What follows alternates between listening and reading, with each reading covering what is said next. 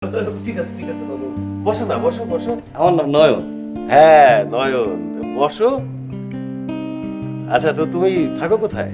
আমার রমেশ ভাইয়ের বাড়ির পাশে আমার বাড়ি। একবার কত কেমন করছি, সব কথা কি আর কম নয়ন, সব কথা কি আর কম যায়। Very good. নীরা, ওই একটু বুঝিয়ে শুনিয়ে দিতে হবে, বুঝলি?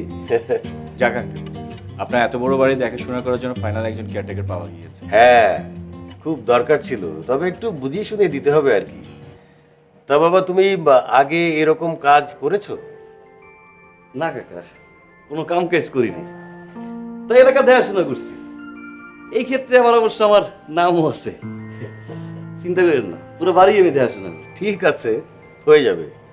তা তুমি নতুন বউ রেখে আসলা, সাথে নিয়ে আসলেই তো পারতা, তাহলে এই ঘন ঘন দেশে যাওয়ার চক্কর হতো না। আঙ্কেল, ও বিবাহিত?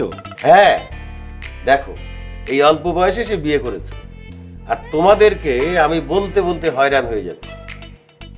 আমার তো বয়স হচ্ছে, তাই না? কিছু একটা করতেই হবে নিশ্চয়ই। বাবা থামবে? আচ্ছা ঠিক আছে, রাগ করিস না।